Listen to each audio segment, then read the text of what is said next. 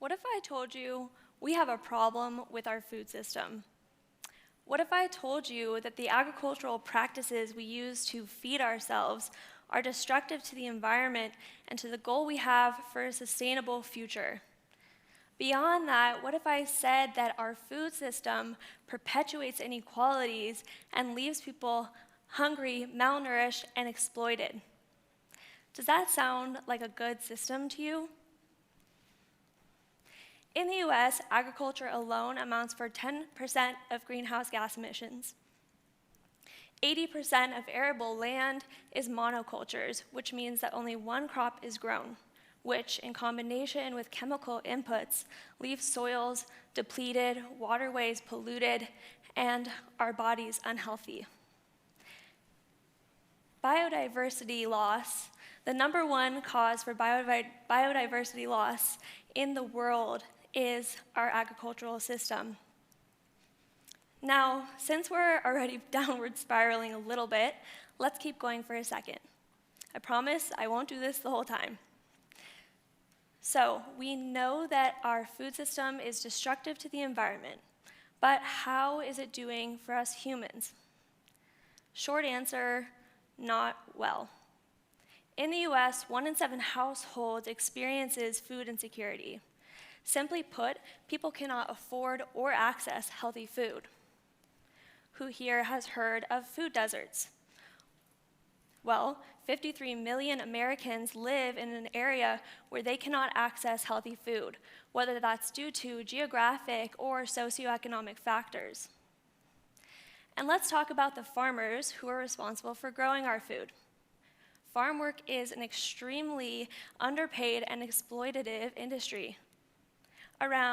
As of 2022, farm workers earned 40% less than non-agricultural workers. Not to mention, farmer suicide rates in the US are 2 to 5 times higher than the national average. And in 1935, there were around 6.8 million farms spread across the US. Now, there are only 1.8 million farms, although you'll notice that the acreage of these farms has increased significantly. This means that fewer players are controlling more of our food and more of our farmland, creating a power imbalance that lays the way for a host of other issues.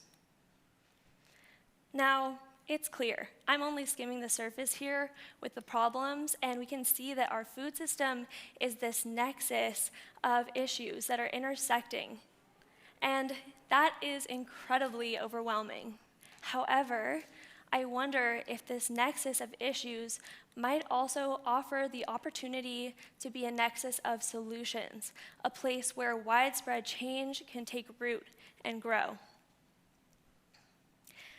So, when I first learned about regenerative farming, I was a college student. I learned about it in my classes and I read about it in articles, but I realized ultimately that I had no idea what it looked like in practice. And this is where my farming journey began. I decided that in order to understand if farming might actually possess some feasible solutions, I had to deeply understand it. So, in the time that I've spent planting peas and harvesting cabbage and putting compost down on beds, I've been thinking about this question I set out on my journey to answer. Can regenerative farming fix the food system?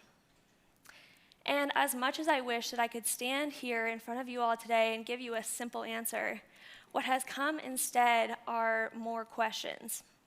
So the questions that I want to spend time thinking about with you all here today are these. How can we design a truly resilient food system?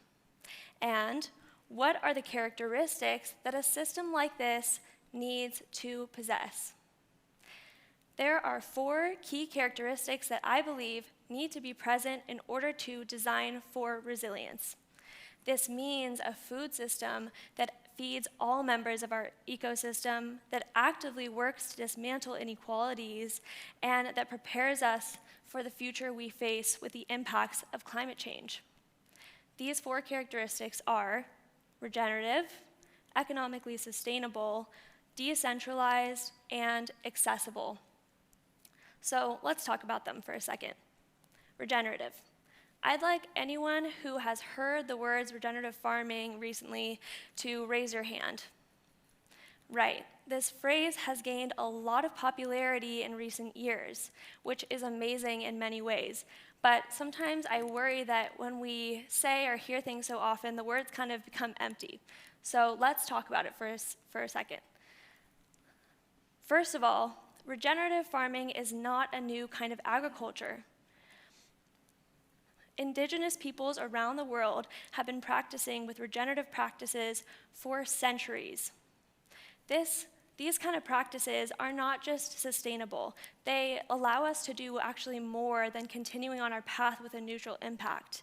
They allow us to breathe new life into the land. And beyond that is this awareness that we as humans are actually part of the ecosystem, using our unique abilities to enrich life and establish resilience. So when it comes to the farming, what do these practices look like? Well, there's actually a number of principles that fall under this kind of umbrella of regenerative farming. Today, for the sake of time, I just want to focus on two. Number one is understanding your context. What this means is that depending on the soil, the climate, or thousands of other location-based factors, you will have to farm your land differently. No two regeneratively stewarded farms will look the same. For example, let's say I have a farm with 200 acres. This might be a great opportunity to incorporate larger livestock like cattle. But if I'm farming on a parcel of land that's only 2 acres, it might be more appropriate for me to use smaller animals or animal manure-based compost. All this is to say that there is no single right way to farm regeneratively. It is inherently diverse because nature is inherently diverse. And secondly, caring for the soil. Caring for the soil is a crucial part of regenerative farming. In conventional growing, the soils are not a resource to be cared for or conserved. They are simply a medium to allow us to extract. But when our soils are depleted, they cannot store carbon. They're prone to erosion, and they're less likely to produce good yields year after year. Slowly, the farming of these soils becomes more expensive, requiring increased amounts of costly inputs like chemical pesticides and fertilizers. In regenerative farming, healthy soil is continuously sequestering carbon. It promotes healthier crops, cleaner waterways, and it decreases reliance on those costly inputs. If 40% of the world's cropland was transitioned to be regenerative, this would allow us to sequester 600 million tons of emissions. This is equivalent to the entire footprint of Germany. Now imagine the impact if we went beyond 40%. So you might be thinking, if it's such a no-brainer, why aren't all people farming regeneratively already? Well, the main reasons are cost, timing, and risk. When you switch your farm to be regenerative, there are generally some upfront costs. Estimates say around $40 an acre. However, research also shows that after around 3 to 5 years, profits can grow up to 120% switching from conventional to regenerative.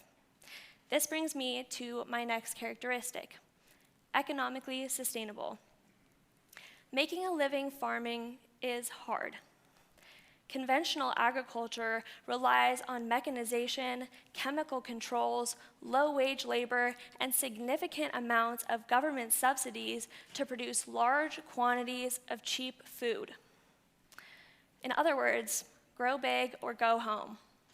So you can imagine that smaller-scale regenerative growers often face significant difficulties to survive, let alone run a thriving business. In the US, the government subsidizes agriculture by about $30 billion a year. And who is getting these subsidies? Well, farms making over $100,000, around 70% receive subsidies. And of farms that make under $100,000, only 23% do. And what are the main crops that are subsidized? Corn, soybeans, wheat, rice, and cotton, much of which don't go to feeding people nutrient-dense food, but rather to producing things like ethanol, animal feed, and processed foods like high fructose corn syrup. What if instead the US were to reallocate subsidies to smaller scale regenerative farmers? This would incentivize those growers to change their practices. It would allow the profit to go into the pocket of the farmer rather than to the multinational corporations that have gotten us into this place to begin with. Farmers could afford to pay their employees better wages. And it would also allow farming to be seen as a viable career option. And this is the other component at play here. We need people who know how to farm. Young people are not pursuing farming as a career primarily because of how hard it is to make a sustainable living. If we shift subsidies towards regenerative farming, this makes it a lower risk, higher success option. And if we want to create a system where we rely on increased numbers of smaller scale farmers, we need more people who know how to farm. A lot more. This brings me to my next characteristic, decentralized. So right now, our food system is operating in a centralized manner. What this means is that we have a small number of large-scale producers that produce food for the nation. From there, that food gets distributed far and wide. Now, I will say it is a pretty incredible system in a lot of ways. Feeding as many people as there are is not an easy task. However, it is also a fragile and unjust system. Eggs. Anyone been thinking about eggs more than usual recently? Anyone gone to the grocery store and seen shelves that look like this? Well, eggs are a perfect example of why a centralized food system is not a resilient one. So we have a relatively small number of producers producing eggs for the nation. So when an avian flu outbreak happens, and these producers, just a few of them, lose significant numbers of chickens to the outbreak, they simply cannot produce enough eggs to meet consumer demand. We see it on our grocery shelves, and we feel it in the skyrocketing of prices. What if instead we had many egg producers across the nation? If an outbreak impacts a farm here in Encinitas, but another farm in Carlsbad manages to avoid it, what we create is more options. So we might have a decreased supply, but we still have an option. And heading towards a future with uncertainty due to climate change, more options are better. Another thing that a decentralized food system facilitates is something I like to call responsiveness. What this means is that depending on local context, farmers can respond to the needs of their community members and to the opportunities or limitations that their environment presents. This creates a more adaptable and, yes, a more resilient food system. Now for my fourth and final characteristic, accessible. When talking about food system change, you've probably heard the phrase, vote with your dollar. Now, I have to be honest, this saying kind of frustrates me. As much as I wish it were different, not everyone has the ability to do so. And considering that the primary cause of food insecurity is low income, this doesn't feel like a particularly helpful call to action to me. So where does that leave us? We know that smaller scale producers often have to charge more for their products in order to compete with the industrial farms. But we can't really just say, pay more or you're part of the problem, right? Especially when those foods are proven to be more nutrient dense and free from harmful chemicals. Is it fair that only those who are wealthy enough are the ones who are consuming them? Regeneratively grown food needs to be accessible if we want this kind of farming to succeed on a wide scale. This is where all of the characteristics come together. With subsidies reallocated to the increased number of small-scale regenerative farms, we have a decentralized, economically sustainable food system.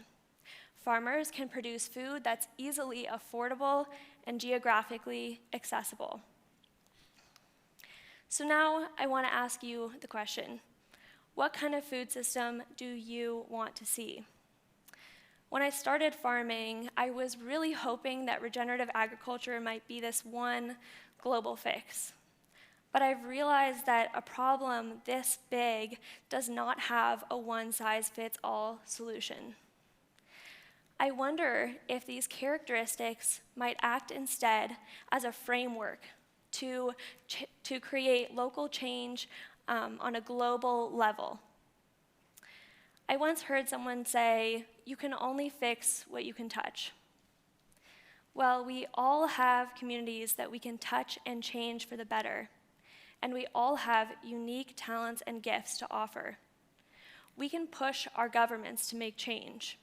We can ask questions about our food. We can get involved with our communities and support local farmers when we can. Who knows, maybe some of us can even become farmers.